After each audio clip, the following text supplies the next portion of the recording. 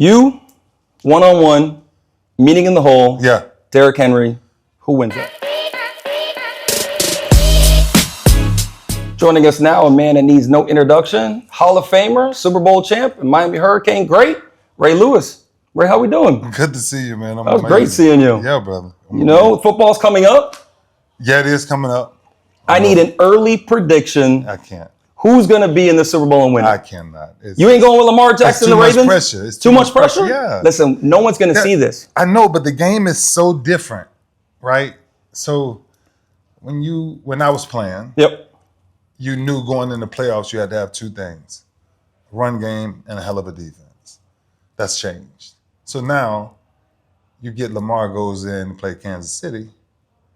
That doesn't end well. You get Josh going in. You get Joe Burrow, all of these guys, and then you sit back at the end of the day and you're just like, who's the most complete team?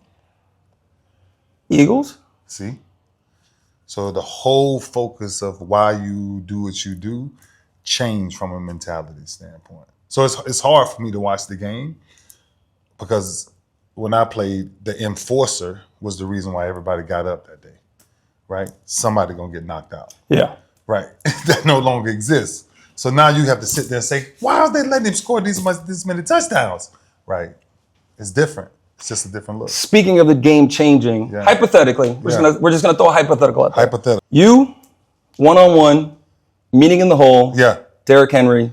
Who wins that? Bad day for him. Bad day for Derrick Henry. Not even close. Bad day. I try to tell everybody this. I love a young kid. I love him. He's an animal. But yeah. No shot. It's just a bad day for him. Definitely in the hole. Definitely in the hole. Yeah, you got a better chance of trying to make me miss than running directly into me.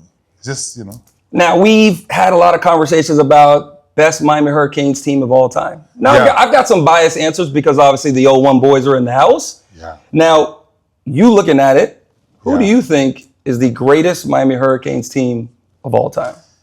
Man, I'm always careful to compare eras because everybody had their run. Like what 01 did, what Ed and them did, CP, Edrin, them boys, Andre Johnson, man. They were stacked. Stacked. 17 first-round picks. Listen, bro, and that's proud for us, right? Yes. Because we laid that groundwork saying, now go do it, right? But if you go back to 1994, the defense that we had, scoring was not an option, right? And so it's like when I played on that defense, me, Warren Sapp, Dwayne Johnson, right, CJ Richardson, Paul White, man, I'm telling you, it's animals. Yeah. And you see, so the eras, you say, man, who was the greatest team? I think because of their run, 2000, 2001, Hurricanes. Yeah. And you look at the 2000 team as well as a team that got snubbed. Yeah. Because they beat Florida State, lost to Washington. Still pissed off about that one, yeah. Which should have been another national champion that the Miami Hurricanes should have played in and won.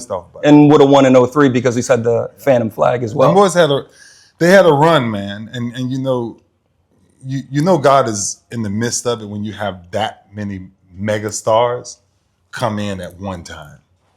Incredible. Yeah. Now you mentioned errors and different types of defenses and linebackers. Is there anybody in today's game that you look at and say, he kind of reminds me of me? Or is there a guy that you say on Sundays, I can't wait to watch him play?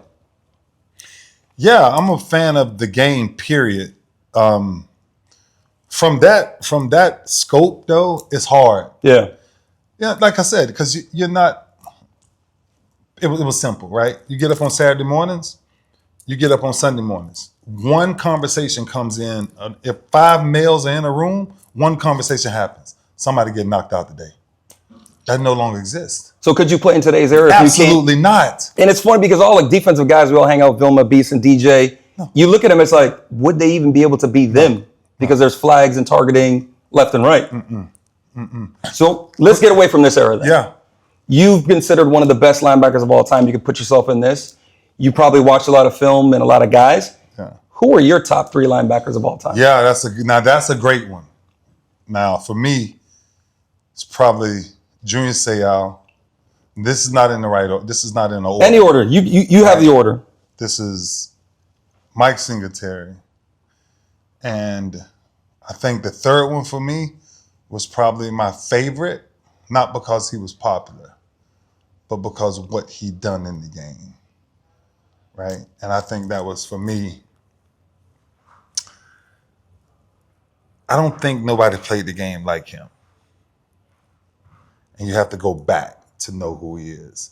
But he was the first black Afro-American to actually enter the Hall of Fame, and that was Willie Lanier. I just don't think nobody understood how dominant Willie Lanier was at the linebacker position for the Kansas City Chiefs. And when you go back and watch film, you're like, what the freak? Because unless you're studying that, and unless you know what that looks like, Willie was special. He was special. He was different. Mike came along and changed the mental aspect of that game. And then Junior came along and put the whole passion and everything around it. Like, when you hit somebody, you are hitting them because you want to put their soul in your pocket, you know? Yeah. And those three, I can name many more, but those three are the three that I would choose. So for that younger generation on YouTube, now you can go look at Willie and look at that film and see where one of the greatest looks up to as the best of all time. Now, we got Canes kind of doing a little something. They got a little bounce back here with Cam Ward being the number 1 overall pick. Yeah. We got Notre Dame coming in. Yeah. We got Florida coming in week 4. Yeah. You know, what do this Canes team have to do to, one, get the dubs in those games, but then also be successful and see what teams that you were on do, get into the ACC championship and get into the college football playoff? Yeah, you know, and this is for any young kid, but definitely the Canes, we didn't care who we were playing. It didn't matter. Yeah. The schedule didn't matter. Who's the next man up, right? And when you're able to take care of that, but that doesn't start on game day. This is why I think this young Canes, got Carson Beck and all these new pieces coming in. But when you come in with this type of mentality, all you got to do is put one practice behind the next practice and the next practice and the next practice. And I hate when people keep saying, are the Canes back? That era, those eras, they're done. Yeah. Right? If you start a new era, you ain't got no pressure. But if you're trying to live up to an era that we created, that's a whole nother mentality. And so that's why same thing with the NFL, man. I want to watch football and watch football from the perspective of I don't know who's going to win. But 90% of the game comes down to who scores last. Yeah. Right? Yeah. For us, bro, that was different. Yeah. Like, we're not giving you 3 points. Yeah. You know what I'm saying? And now it's 43 points every single game. It's a shootout. And now you're scoring 28 points in 3 minutes. Yeah. How? And that's why I say it's not who's on your schedule. It's what you're willing to put in before every team sees you. We were different. We did not care. The next person come up on the board, we was like, they in trouble. Period. We're not, they're good. He has this. They're in trouble. No matter who it was. We're going to leave you with this. Yeah. Where did the Squirrel Dance come from? Where did that entrance come from? Now we know you very motivational speaker, and then we see the dancing in the slide. Where did that come from? Yeah. A retired military veteran had a lot of post-traumatic issues going on. And his name was Kirby Lee. And he was in our hometown and always a diehard Ray Lewis. I mean, diehard. Tattoos of me everywhere on him. It's just crazy that he fell in love with me in high school. Long story short, when I got up, started taking care of Curb. Then this famous song came on. Let me see you, squirrel. So there was a dance to it. So I come home one day and he always had a new song or a new dance for me. So he says, baby, I got something for you, baby. And so he did the squirrel. And I promise you, I cried so hard watching him do this. And I said, you know what I'm going to do? I'm going to take that to the television. He was like, you going to take it to the television? I was like, yeah. So I went back home a few weeks and I kind of tweaked it a little bit, worked on it, like what it'll fit like. And we needed it in Baltimore at this time.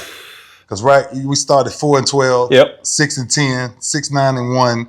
We couldn't win. The mentality couldn't change. Long story short, I asked Marvin Lewis one day, I said, I said, Mark, we got to get this crowd up, man. You got to let me do this coming out this tunnel. He was like, whatever it is, do it. And I came out of the tunnel and I done that dance. And of course, before Twitter was out, Twitter was broke. You know, emails was flooding like he has to do it every week. 2000 movie Gladiator came. Yep.